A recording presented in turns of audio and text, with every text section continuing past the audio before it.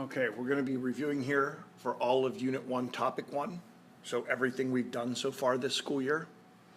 When we take the assessment, you will be using a calculator, so I hope you are using it to practice. All right, question number 1. Amy and Tam love tacos. Amy can eat 4 more tacos than Tam. So the let statement is already here. Let A represent the number of tacos Amy can eat. So Amy is represented by the variable A. We need to write an expression. Now I put it in bold print here to call your attention to it. An expression means just numbers, variables, and operation symbols, adding, subtracting, multiplying, dividing. Do not try to make an equation, right? There should be no equal sign in your answer here. So if A is the number of tacos that Amy eats, and that's 4 more than Tam, okay, that means this number, this A, is the bigger of the 2 numbers in question here. So how many can Tam eat? Well, if it's a smaller amount by 4, then it's A minus 4.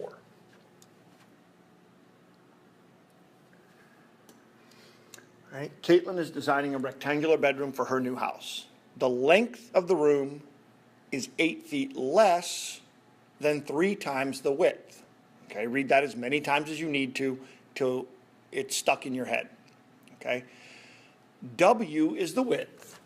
So again, our let statement is already done for us. And we want, again, it's an expression, no equal signs here, expression for the length. Well, the length is 8 less than 3 times the width. Well, I think this 3 times the width we would know how to write. If width is W, 3 times the width is 3W. Now, 8 less than that. The length is 8 less than this. So how do I decrease? How do I make this number smaller by 8? Well, I would have to subtract 8. Okay, so our expression is 3W minus 8. You cannot simplify it, you cannot solve anything, and please don't write an equal sign. 3W minus 8. Okay, Ryan is counting total value of nickels and pennies. He has the expression 0.05x plus 0.01 times the quantity x minus 22 to represent the total value. So that means in money, not number of coins. If x is the number of nickels, what do we know about the number of nickels and pennies? So this is nickels. And again, that's why it's multiplied by the 5 cents. That means if this is the 1 cent, this is the pennies, I must have x minus 22 pennies. This is my number of pennies. Right? Again, x is the number of nickels, so we multiply it by 5 cents. If pennies are worth 1 cent, and that's where this comes from, then we're multiplying by how many pennies does Ryan have. It must be this expression x minus 22. Okay, so let's look. There are the same number of nickels as there are pennies. Again, nickels is x, and pennies is x minus 22. Are those the same? No. There are 22 more nickels than pennies. Nickels is x, and we have to subtract 22 to get pennies. What do we have more of? That would be the nickels. So there are 22 more nickels. Yes, that one is true. There are 22 more pennies than nickels. Well, that certainly can't be true if you already said B was.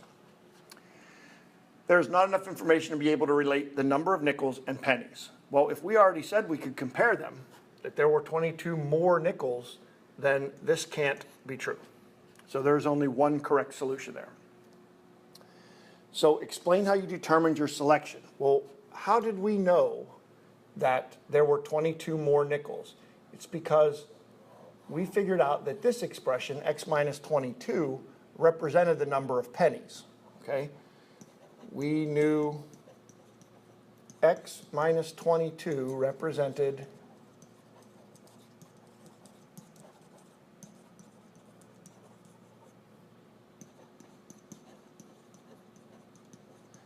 because it was multiplied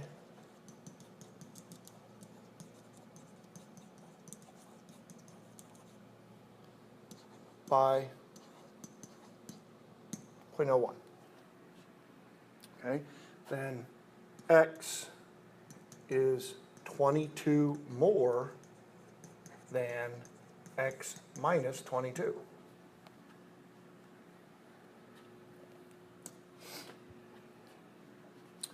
All right, so we've got one of those equations to solve with the complex type of fraction, and we are going to justify each step. That means using our properties of equality.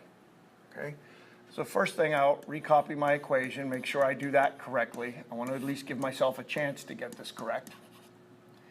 And then we know we want this big fraction to be alone on this side first, and it already is. So let's cancel the denominator. If it's dividing by 5, we should multiply by 5. So I'm left with just that numerator, negative 3 times quantity x plus 22 is equal to 15. Distribute negative 3 times x and negative 3 times 2, so I have negative 3x minus 6 equals 15. I do not have any like terms, and my variables are all on one side, so I'm ready to cancel whatever addition or subtractions in my way, and that would happen to be a minus 6, so I will add 6 to both sides. So that gives me negative 3x equals 21. And lastly here, to get rid of the multiplication by negative 3, I will divide by negative 3. So x is equal to negative 7. Now, each of those steps, I am going to have to supply a reason that I know I'm allowed to do it. So, why was I allowed to multiply by 5 on both sides? Well, that's due to the multiplication property of equality.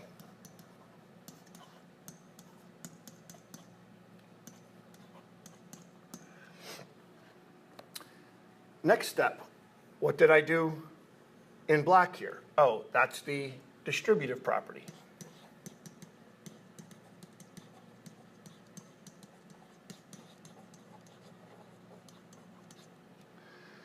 What did I do in purple?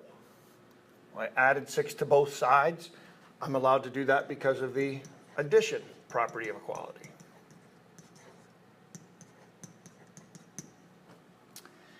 And lastly, in this orangish reddish color, I divided both sides by negative 3. That's justified by the division property of equality.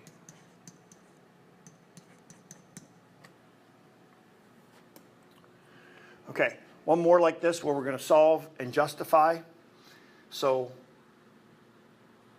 this time I'm going to justify as I go, and then you kind of decide which way you like better. Do you like to do the justifications one step at a time as you work through it, or would you rather wait and go back giving a reason for each step?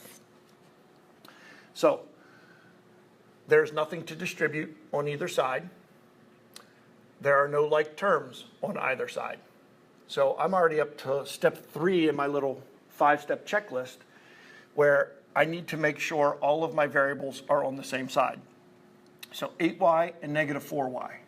Negative 4y is a smaller quantity, so I'm going to add 4y to both sides. So 8y plus 4y is 12y.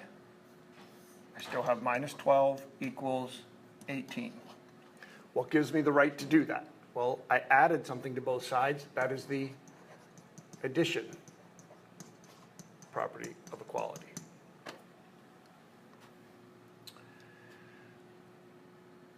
I'm ready to get rid of any addition or subtraction in the problem. So if there's a subtraction of 12, I'm going to add 12 to both sides. That will leave me with 12y equal to 30. Well, since I added to both sides again, once again, that is the addition property of equality. And lastly, to remove any multiplication or division, this is multiplication by 12, I will divide by 12. y is equal to, now 30 over 12 can be simplified to, let's see, 6 goes into both of those, so 5 halves. If you did divide, it's a nice, neat terminating decimal, so you can use 2.5. And that, of course, is justified by the division property of equality.